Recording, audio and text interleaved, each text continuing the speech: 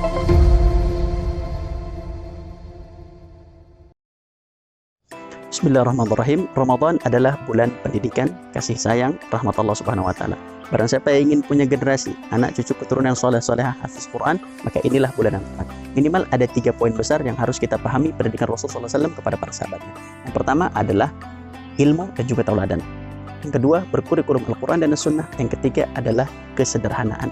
Maka kita harus memastikan bahwa tempat belajar anak kita adalah tempat di mana para gurunya paham 3 konsep ini agar anak kita bisa terbantu untuk melahirkan generasi terbaik, insya Allah.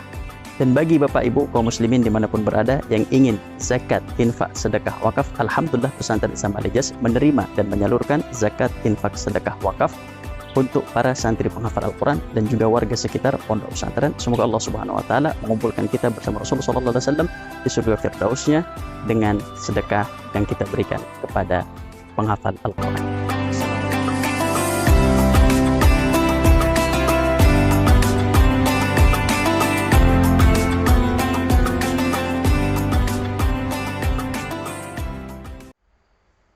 Bismillahirrahmanirrahim. Alhamdulillah, thumma salatu wassalamu ala rasulillah, amma ba'du.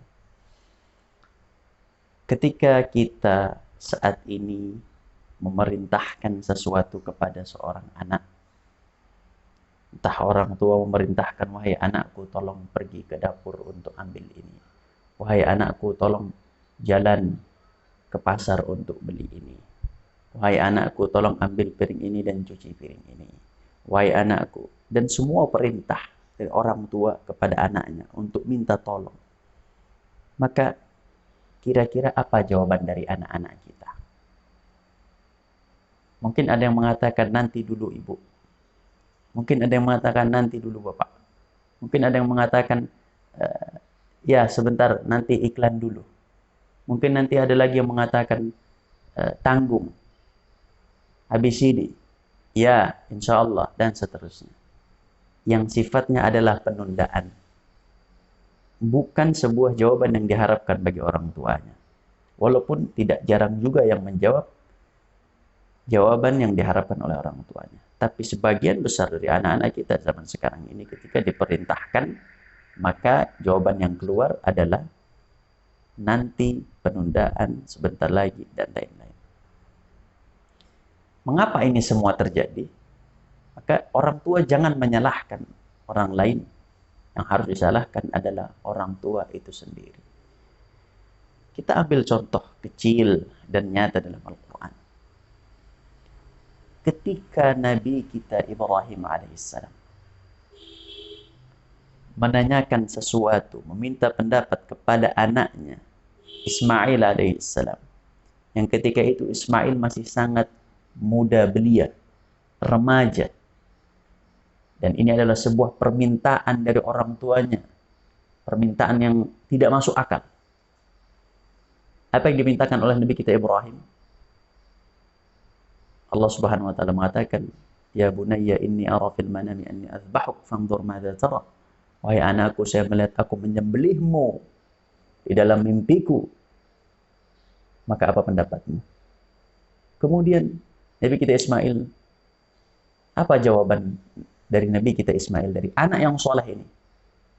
Jawabannya adalah, ya abati fa'al ma tu'mar.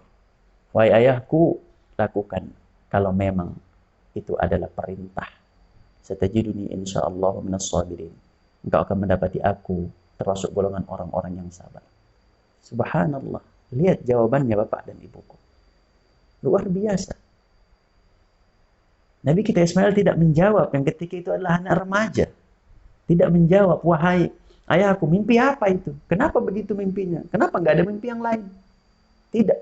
Tapi jawabannya adalah, ya abati, wahai ayahku tercinta. Kalau memang itu perintah dari Allah. Lihat. Ya abati fa'al ma tu'mar. Wahai ayahku tercinta, kalau memang itu adalah perintah dari Allah, laksanakanlah. La ilaha illallah. Tauhid apa ini? Begitu dahsyat tauhid yang ditanamkan oleh Nabi kita Ismail, sehingga ia bisa melakukan dan mengatakan hal demikian. Bahkan diakhiri dengan kalimat satajiduni insyaallah minas sabirin. Subhanallah, kalimat yang sangat baik, bagus, menunjukkan kalimat orang besar, orang dewasa, dan seorang ulama. Bukan kalimat sederhana. Engkau akan mendapatiku termasuk orang-orang yang sabar.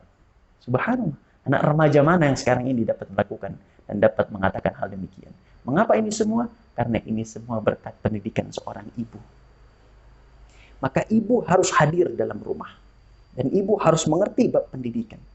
Jikalau kita flashback sedikit, ketika Nabi kita Ibrahim alaihissalam meninggalkan istrinya Hajar dan juga anaknya yang baru lahir Ismail di sebuah kota, bi ghairi dhi zar'in, di sebuah kota yang tidak berpenduduk, tidak ada makanan dan minuman, tidak ada peternakan dan juga tidak ada pertanian.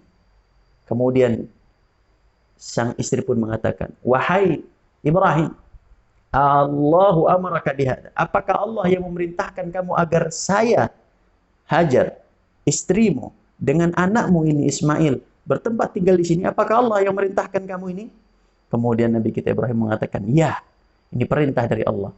Setelah itu, Sayyidatuna Hajar, maka ia bersabar dan menerima karena itu adalah perintah Allah. Maka bapak dan ibuku, terkhusus nasihat ini bagi ibu. Semua perintah Allah laksanakan. Dan kita harus belajar pendidikan dan menanamkan akidah untuk anak-anak kita sehingga dengan akidah yang kuat pasti anak itu akan berbakti kepada agamanya, kepada Rasulnya, dan juga pasti akan berbakti kepada kedua orang tuanya. InsyaAllah. Aqulu qawli hadha wa astaghfirullah li wa lakum. Wassalamualaikum warahmatullahi wabarakatuh.